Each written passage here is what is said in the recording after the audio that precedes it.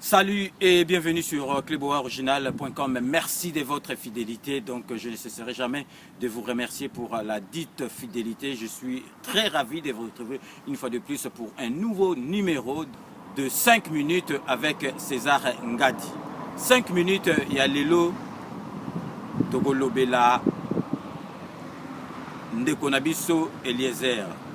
Bomonaki na salaki vidéo parce que azalaki na place il y a pas si na salaki vidéo pour jamais mutunyo soko se plana pasi ya moninga to senga ki ba libérer parce que azali collègue na biso azali nesika pasi to salaki démarche fali to sala sikoyo to zongeli makambo yango parce que to kolobela yango tout le temps mais 5 minutes avec César Ngadi ezali pona ko éveiller peuple congolais azala éveillé azala sou ki dibate neti bazwaki biso na kanambe na ki dibati lelo to comme na problème po na kolongola ye mais boye bakaka ke mbula na ye asuka yango ako longwa ndeko na biso Eliezer bakangaki ye congolais to tika émotion to tika kozwa masolo na sentiment bakangaki ye parce qu'il fallait bakangaye donc bakangaki ye logiquement parce que ye azali professionnel au moni bato moko baye baye kofunda mutu boye yo ozui information kendepe na côté adverse ozui information osangisi osali analyse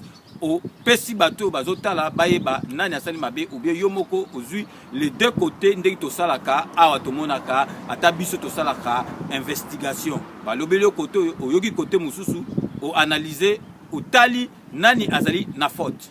Mais ce n'était pas le cas pour Ndekonabiso Eliezer. Ake asali masolo oyo bayaki na yango bato bayaki kofunda gouverneur Kassanji toyebi ke gouverneur Kassanji azana ye muyibi azape fakwa neti Kanambe parce que boye bake Kanambe ba place tout ya mbongo ezala gouverneur à Banque du Congo, gouverneur à Ville à Kinshasa, gouverneur à Katanga neti Moïse Katumbi azalaki wana, gouverneur au bati côté kuna ya Kasai. Donc il faut acha mutunaye parce que ce kati mutunaye tangu bako yiba il faut bayiba ensemble bazala compatible siko parce que so ati mutunaye te ati mutu moko alingi ko yiba te yani ko yiba ego simba te.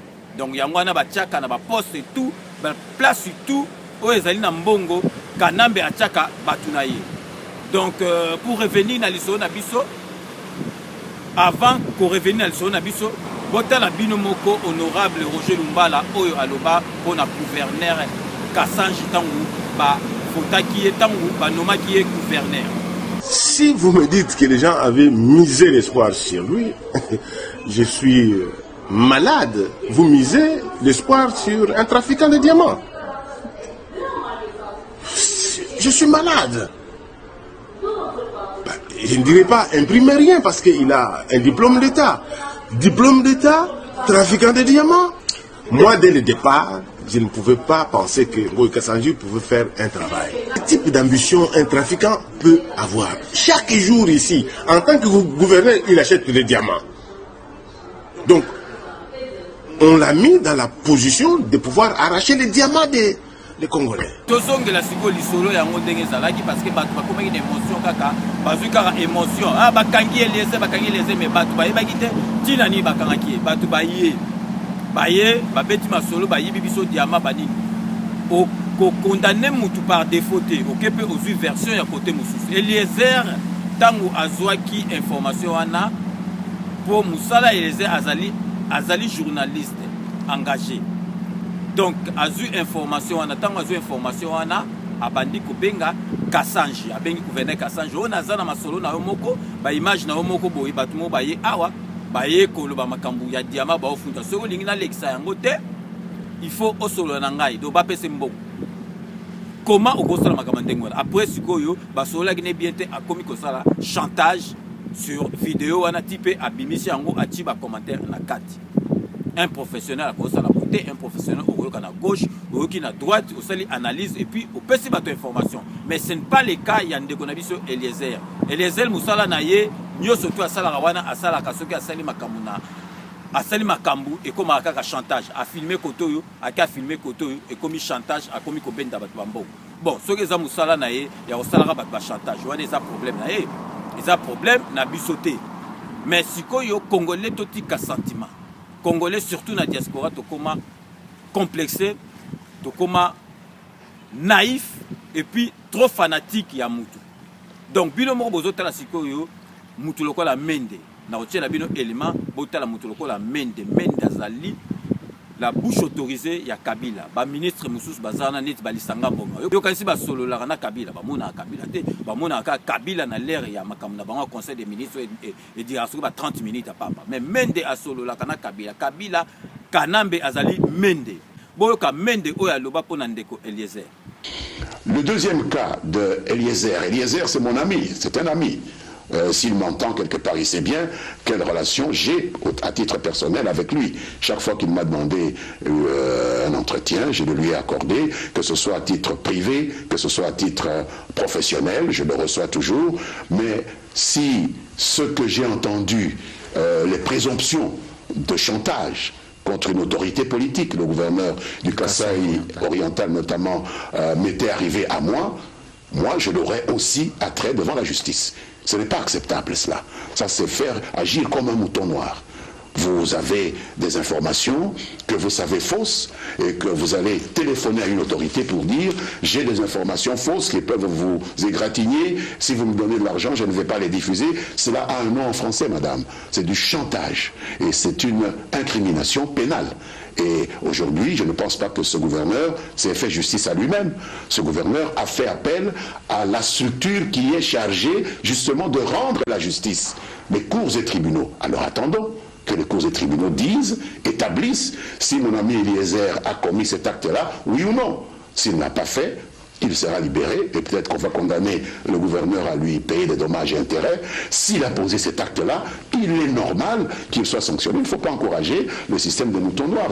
Bino moko boyoki oyo menda lobi Eliezer yazali journaliste engagé azali journaliste engagé bon comment mende akoki ko tenir discours ya ndenge oyo par rapport ya ndeko na biso Eliezer donc c'est que ozomona ke bayebani na moment oyo nazo sabino lelo mwasi Eliezer azana poto batinda ye na mbongo ya gouvernement ya ono moni ke mende de soko azolo bandengo na ayebi tina azolo bandengo na parce que alobi ke à part bureau à mende tokolo ba bureau à mende za na cadre musala ba vie privée soko ya Eliezer ye menda oye bango ndengeni parce que vie privée ya neti ya safu menda oye bango te donc Eliezer azali mutu moko asolo la kana pouvoir basala ba cop na bango na pouvoir yango ne lekaki mabe na kasanji ekweli mabe donc basuye moko na makambo na ye asalaka yango no moni bakangaki ye sikoyo ngai na lobaka na tina makambo na loba sur Eliezer na kolongola kango jamais pour bateau yo bazali na pouvoir na bateau yo bayebi masolo bayebi ke Eliezer aliaka mbongo ya mama Olive aliaka mbongo ya Katumbi aliaka pe mbongo ya bateau ya pouvoir la preuve boyoki ndengi la main mende la bouche autorisée ya Kanambe à lobby sur ndeko Eliezer donc bino moko siko na la sabino botala ba image onati immeuble oyo ndeko Eliezer azotonga na mbinza UPN a pigeon botala bino moko na ba image après to lobele.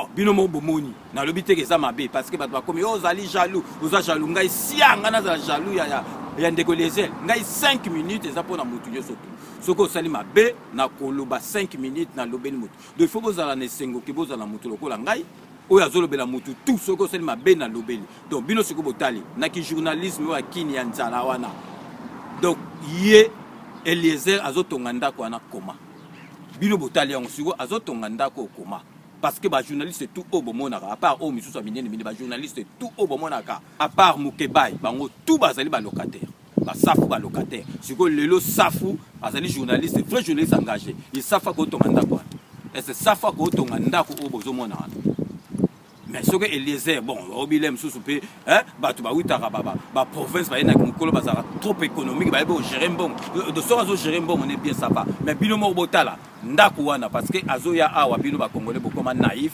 bokoma soki ndenge ni azo senga bino ba $10 pour soki ndenge nini o ba kopesa ba pesa nga na boyite bo ide bo pesa mais bozala ki dibate bozala ba mbendre te Eliezer amona bino ba mbendre te omoni makamanga na lakisi Eliezer wana ezali immeuble ya Eliezer azotonga ngo na mbongo ni na mbongo ka ya ba journaliste akina ba piaka wana non mais congolais tozali koloba makambo o tozali koloba Eliezer azalaki na place à passer to côté la ke ba bimisa mais soki likambo ezali il faut koloba donc bino mo omoni oyo to lakisi sur ye ezali te ke bokoloba soki ndenge ngai ndenge nazali boy na koza jamais jaloux Eliezer ou bien likunia pour Eliezer donc nazana tina kutu na yete mais azali collègue na ngai ngape na yebiso so ngape nazali likamuka fo amoni acha yango na public batu ba mona donc peuple congolais ba kosa binote même pour la présidentielle mbalo yo bon pona mutu oyo boyebi ke a diriger mboka na ndega malamu totika sentiment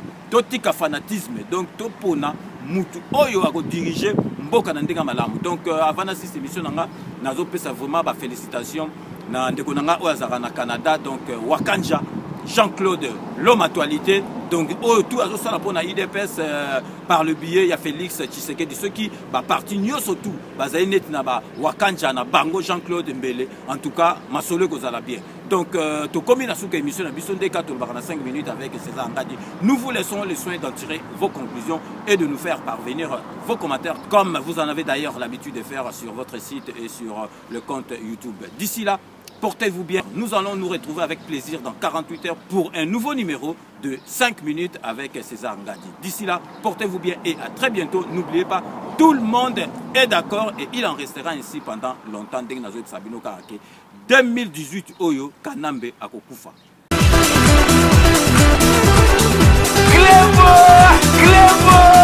Original.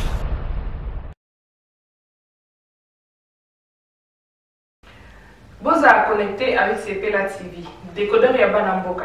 85 livres les décodeurs, peut 4 mois il y a offert. Après ça, 15 livres par mois.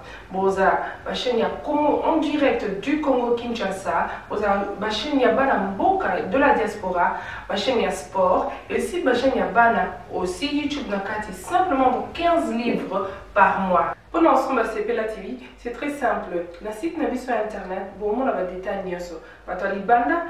Vous devez faire un transfert international avec le Big to Iban. En Angleterre, c'est simple, vous transférez car un compte Nabiso. Pour ce moment, c'est CPLA TV Nabino Lélo.